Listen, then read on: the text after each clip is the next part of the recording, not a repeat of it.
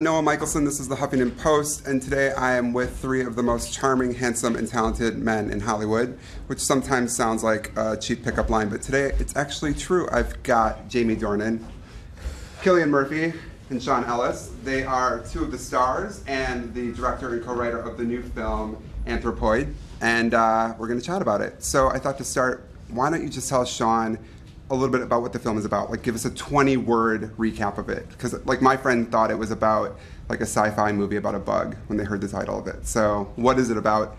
Why did you spend 15 years bringing it to the big screen? It's the true life story of two Czech soldiers who were trained by the British SOE and parachuted back into their homeland of Czechoslovakia with a mission called Anthropoid, which was to assassinate Reinhard Heydrich, who was the Reich's number 3. Mm-hmm. And so you literally spent 15 years. Was that 20 words? I think that worked. Yeah, that's good. Yeah. Why were you so passionate about this project, and how did you first find out about it? Well, I was fascinated by the story when I saw it on a documentary, and I started to research it, and I just found it incredibly brave and heroic and moving and thrilling, and it had sort of like the reversals and beats that are sort of found in film structure. And so I thought it could make a really fantastic film, and not a lot of people really knew about the story. So for me, it was like a chance to tell that story. A lot of people know it in the Czech Republic, but outside of the Czech Republic, it's kind of not that many people know about it. Right. And then for you guys, why did you want to do it? I mean, you both get scripts, tons of scripts, I'm assuming. What was it about this story that you thought, I have to be part of this? I mean, I think I'd probably get a few more scripts than Cillian would, but I know what you mean. No, what I'll say is that I was a massive fan of Sean's. I'd just recently seen Metro Manila, which was Sean's last film before Anthropoid, and I know Cillian will say the same thing about it. It blew my mind. I thought it was incredible. I was desperate to work with him, and then I was lucky enough to be sent the script, and and Cillian was already attached by then, and I'm a huge fan of Cillian's, and so it was a bit of a no-brainer, and I didn't know the story myself, but you couldn't fail to be taken by it, and it sort of, reading it sort of ripped me apart, and I just thought, I have to be a part of this. Mm-hmm. Kelly, what about you? I mean, all exactly what Jamie has already said, and I think Sean as a filmmaker, what I like to, when I go to a film, I like to be emotionally altered when I leave the cinema. For me, it's like going to cinema going, that's not enough. Mm-hmm. It has to be something that like gut punches you and you come out like winded, sort of emotionally. And in Metro Manila, that film actually left myself and my wife watched it, and we were just absolutely floored by it. And then when I read the script, I knew that, with Sean as the director, we had the same potential to do that to an audience, to come out like feeling altered, and that's what I want from a cinema experience, that it stays with you over a number of days, you think about it. And then the fact that this was a real life event, that these men actually, lived and died, and it was a fantastic package. What kind of pressure is there when you have a real life movie then, to actually do it justice? I mean, if you're doing kind of a generic Nazi film and you're not talking about real people, these were actual guys that you guys were playing. Is the pressure amped up then because of that?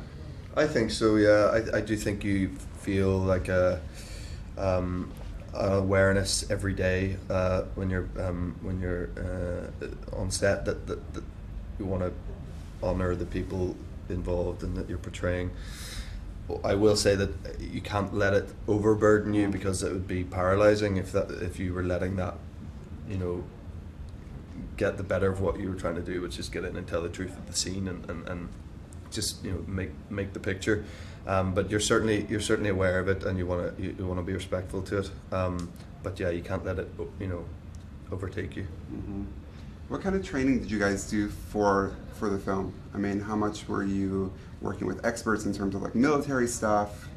Was that part of it? Yeah, we did. There's obviously in Czech Republic, this is a huge part of their history, and it's one that they're very proud of. So there's a great investment in it, and we met a lot of experts on it, and we went through the whole. This guy, they have these reenactors, right? Who kind of like diligently every year kind of reenact what happened. They showed us how to fall out of the sky and like wrap up the parachutes and do all of that. And then we would do all the gun training and all of that stuff. And I mean, in fact, though, Sean, I think, did probably most of the preparation by getting in shape to carry that camera, because he shot the movie and directed the movie, and so he had to be in amazing physical shape, more than me and Jamie, I think, to shoot the movie himself. But yes, you have to amass as much research and facts as you can. But I think ultimately, when you come to it, it's the script is your primary. You know, that's the document. That's where you have to. That's what you have to be faithful to. Right. And Sean, for you, I read that you said you didn't want to make a typical blockbuster film here. You wanted to do something that was truer to the actual story. So I'm wondering, when you decide to do that, you still have pressure from Hollywood to make a film that audiences are going to relate to, or that Hollywood is going to kind of rally around. How do you balance that, like people's desire to see a big blockbuster with you wanting to tell the story in a very true and authentic way? It's not really the way I think about it when I approach it. I don't really think of it in terms of Hollywood or blockbuster. I was just passionate about the story, and sort of sought the money that we needed to make that story. It didn't really say, okay, we're going to open this date and work backwards from there and start doing that sort of stuff. It was very much just like, this is what I'm passionate about. This is the story. And this is kind of what we need to make it. And so I was blessed by two fantastic producers, Pete Shalaman and Mickey Liddell, and they supported me all the way through it. And I never felt that I was compromised, and they gave me the freedom to make the film that I wanted to make. And so, we never really sort of, once it's done, and if it finds an audience, it finds an audience. It wasn't made with that, with that view really. Yeah, definitely. I'm wondering too about how you decided to work with Cillian and Jamie. Were you involved in the casting? What was it about them that you wanted for the film? Cillian was cast first, and for me, the characters were ordinary men. Because the World War II thrust normal men and women into roles that they didn't necessarily have the skills for. We're not talking about super soldiers here. We're talking about normal men and women that were working at a bakery or a factory one day, and then they're trained as soldiers for a couple of days with given a uniform, and then thrust into defending their country. So they had to be believable, these characters. They had to be everyman in that respect. They weren't sort of Terminator-style soldiers. But and I think Cillian has this approachability. He plays characters that you really feel empathy for, and I was strongly attracted to that. He was having his TV show Peaky Blinders was doing gangbusters on TV, so I think it was a really lovely moment to sort of come in and be able to work with him at that point. I think he's doing a lot of leading roles now, and I just thought that he had what I needed to bring this character to life in a cinematic way. And then once Cillian was put in place, it was then trying to find the complement to his character. And I met with Jamie, and we just clicked, and I felt Jamie had enough differential kind of skill to bring a person that would marry the two together in a way that they just didn't seem like one person. Because when you write two lead males, it's a two-hander. You've really got to make sure that that they're not doing the same thing, that they don't want the same thing, because then you might as well just cast one person and get them to do it. So there's got to be this thing where they kind of work together, but also rub up against one another, and their goals are slightly different. Even though the ultimate goal is the same, their methods of getting there is different. So it was just one of those things that just felt right. And I think when you get that feeling and you just go, this feels right, and you just start the engine and go. Something I've been thinking about, right now, we've got some kind of dark days going on right now in America in terms of the political landscape. and people like to make comparisons between Nazi Germany and what's going on right now, which I think can be very loaded, obviously. But there is something going on in this country and also in other parts of the world. You look at Brexit and what's happening. When you have a film come out that's about Nazi Germany and about the Second World War, and it's coming out in a time like this, does it change the way you think the audiences think about it, or the way that you guys promote it, or that you're thinking about it now? Well, I think you can never prescribe to people what they should take from a film. You know, if people watch this movie and it resonates in a way, then that's good. But you should never ever tell people what they should feel from a film. I don't think this is a political film. You know, I think it's an historical film, and we should obviously always learn from history, but don't ever tell people what to feel. This would be my instinct. What about you, for you, Jamie? What do you think? No, I totally agree with Kill. I mean, it's I think any film that is historical, you can always draw parallels between what was happening then to what's happening now. I think that's what you sort of naturally do when you watch a film that is based on history. You always go, oh no, why is that relevant today? And is there a reason that the films about maybe that particular part of history are being made today in this climate? And you do draw comparisons, but yeah, it shouldn't be certainly making the film and now that it's out and promoting it, I guess you shouldn't be thinking that. People should take, if they want to, they should take from it what they want, and if they want to make comparisons to what's happening today, I think they're very thin, to be honest, but they can do that if they want, I think. Mm-hmm. Just a couple comments from our viewers. Also, if you guys have questions, throw them in the comment section and we will ask them. Monica Guerra is saying the movie looks intense. Chase Eccles is saying Jamie and Cillian, OMG. Talk to me, you guys, about filming. Yeah, OMG, oh my God. Oh my God, I thought it was from the periodic table.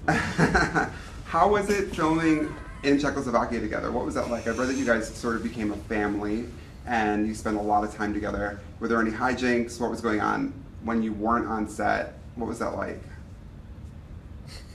I was never on set, was I? Yeah. No, you didn't really. I used to direct it from my hotel room.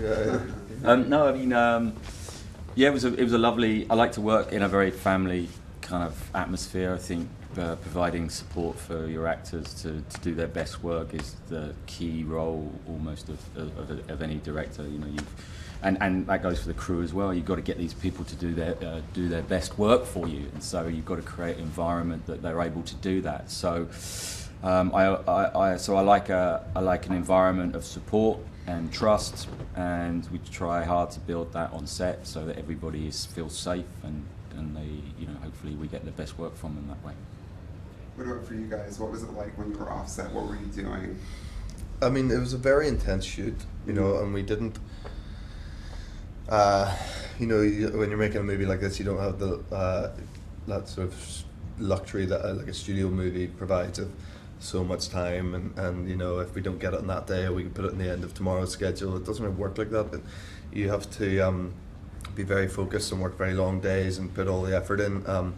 So we definitely had some fun when we could together, but it was all about the work really, and very long, intense days. And to be honest, like just absolutely exhausted at the end of every day, because we were just putting so much into it, and but we definitely found some time for fun. Mm-hmm. Another comment we've got, Victor here is saying Cillian Murphy is a great actor, loved him in The Winds That Shake the Barley. In Batman, he played a perfect psycho. Too cool. I guess that's cool. That is cool. Let's talk a little bit about Peaky Blinders. The fourth and fifth season. You two just sit here. This is for you. The fourth and fifth season are coming up. What's it like working on a TV show versus a movie? And is it different? I feel like TV has sort of moved in a direction that's much more cinematic, but how is it different for you? Yeah, and it's well, Jamie knows as well, because Making the Fall, it's a similar thing. You have to you effectively make, if you're making 6 hours of television, that's like 3 feature films in the space of 4 months, and if you've got if you're sort of the protagonist in it, then you're involved all of the time, and it's the biggest challenge for me in making television is just to try to remember where you are all the time. Like the last season of Peaky, we shot it the 6 episodes simultaneously. Oh. So that was an absolute mindfuck. You know, Yeah. I can say that, right? You can. Yeah. So because you're trying to figure out where in the morning you're shooting a scene from Ep 1, and in the afternoon you're shooting a scene from Ep 3. I'm sure it's the same with you. And, Totally, yeah. And it's so you really need to know where you are. You need to have a very, very strong director. So, and then on a feature film, you know, it's different. You have a bit more time, and the arc is pretty like. It's more obvious, I suppose. Like TV, the way it's shot now, and particularly our show, it's very, very involved. There's so many conflicting storylines and running simultaneously. It takes a lot of concentration. I mean, both of them take a lot of concentration, but I guess TV is just so much more compressed nowadays. Right. And now you be quiet. This one's for you. Yeah. You just finished 50 Shades Darker, the follow-up to the first 50 Shades movie. Mm-hmm. How is it different than the first movie? I hear it's a thriller this time, or more of a thriller. We actually shot two. We shot the next 2 sequels. They're both done now. Yeah, we've done them Okay. both. Got it. I'm done with it. Yeah, it's darker. It takes on a different sort of turn. You can't just regurgitate the same thing. There's no interest in that. And look, basically anyone who's seen those movies has read the books for the most part, and they will know that there's far more sort of thriller-esque aspects that take place in the next couple of books, and characters that are introduced that shake things up. So it's definitely a different experience, I'd say. What's it like playing a character like that that's so defining in so many ways? Like my 93-year-old grandma just read the first book. You know what I mean? Actually, she stopped after 70 pages because she couldn't handle it, but she was really into it for 70 pages. But you know what I mean? So you're playing this character that even grandmas are know about. What's that like then? She gave up after that. She gave up. Well, fair play to her. You don't. I don't try to overburden myself with thinking about that too much. Yeah. Or you'd lose your mind if you went to work every day going, "Oh my God, I'm playing this guy that all 100 million people care about." Then I don't think it'll be a good energy for me to take to work every day. Yeah. Wilma is asking, is Jamie doing another season of The Fall? Can you tell us more about that? Yes, the answer is yes. I've shot it. I did the 3rd series and finished in February. Yeah, I'm very excited about it. Cool. Sean, tell me a little bit more about your writing process. When you do films, you actually are the one who's writing them as well. Why is that so important to you? It's not important to me. It's just being passionate about what you do, and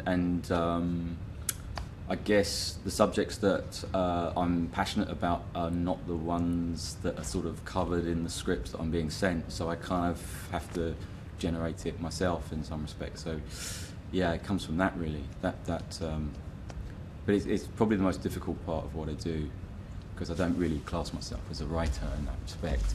I love the process of it, and I love having written, but the actual writing of it is you have to be very disciplined, and you have to be, it takes a long time before you can actually sit down to the typewriter and actually write anything. It's a lot of research and a lot of preparation, otherwise you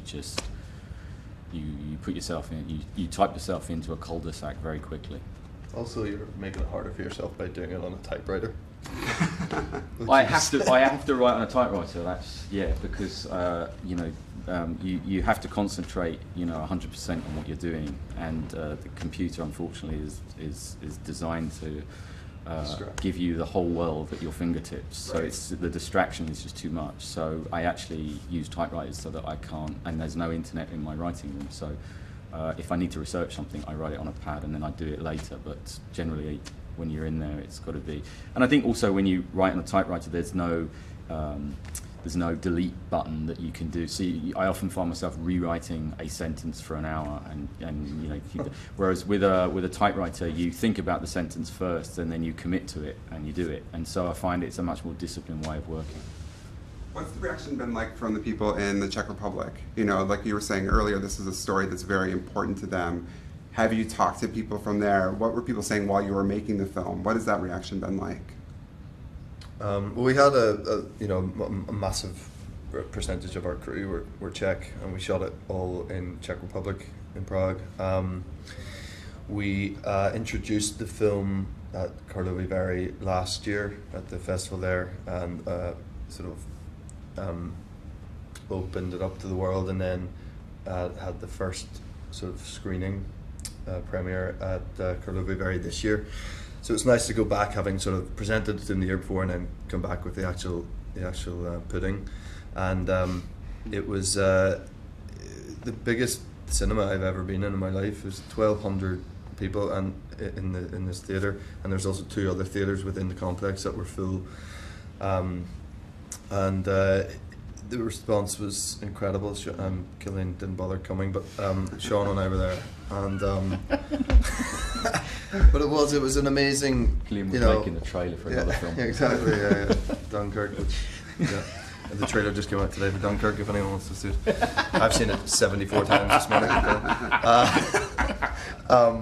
But yes, in watching it with 1,200 people, pretty much all of whom were Czech, was incredibly nerve-wracking, I think, wasn't it? And then we're doing it for them in a large part, and it's their story. It's it's a big part of their history. It's like if you think about where you're from and big historical events of where you're from, to them, to the Czech people, this operation was is a huge part of their history. But it was a real palpable sense of relief at the end, and the response was incredible, and they all stood up and clapped for 10 minutes, and it was quite an experience. Yeah. I was stood next to the Minister of Defence, and he at the end he had like tears in his eyes, and he hugged me and he said, "You made me feel proud to be Czech." And so but actually probably that was it for me after that. I didn't really listen to anything. There was a great amount of discussion between the Czechs about the story, because obviously it's something really close to them, and it's a little bit like a best-selling novel that everybody's got a take on. So there was fierce discussion about it afterwards, but it's still going on now. But I think it's great because it's definitely brought the historical part of the story back up into the zeitgeist of the country, and obviously now moving it around the world so other people can understand what happened there. Right, because I've been reading that it's one of the most realistic Nazi films ever made, and because you had such attention to the history of it. And like you said earlier, most people don't know this story. So then be able to take this story and amplify it and put it out there, it must have meant a lot to these people, I would assume. Yeah, like I said, that reaction was, for me, all that was kind of in a weird way why I made it, because those guys were heroes, and they faced overwhelming odds with indomitable spirit, and they never faltered. Even though they had doubts, when it came to it, they stood tall, and they went down like heroes. And and I thought that was an incredibly brave part of history that I wanted to explore. And so when someone says that they're proud to be Czech, well, the film makes them proud to be Czech, that was, I think, yeah, you should be proud of those guys, because they did an incredible thing. It was very brave, and they were really out on their own. There was history has now told us all the sort of events surrounding, but they didn't know that at the time. They were given a mission to assassinate somebody. They didn't know really what he was responsible for, or even really who he was. They were given a name and a rank, and they went there, and and there was a lot of people against it. They weren't. It wasn't like, yeah, let's go kill a Nazi. There was they knew there was going to be ramifications afterwards. So there was a lot of people were saying this is the wrong thing to be doing. So, but they were given a mission, and they carried out their orders. We have to wrap up, but I'm going to read a couple more fan mail for you guys. Gina Crawford says, "I'm pretty much excited to see anything these guys work on." Patty Carey says, "Yay, writing old school." I think that's in reference to your typewriter. Ryan Pringle, "I like action movies, but it's great to see people still making real movies." And that's about it. I want to thank you guys for dropping by, chatting with me, and thank you guys for watching. This is Huffington Post. Thanks. Thank you guys. Thanks very much. Yeah, Thank you. Easy. Cool. Good. Are you guys doing crazy promotion right now? No, it's That's not been so okay. bad. Yeah. Okay. That's good. Yeah. It's nice here. You can bang out two in one shot. Yeah, exactly.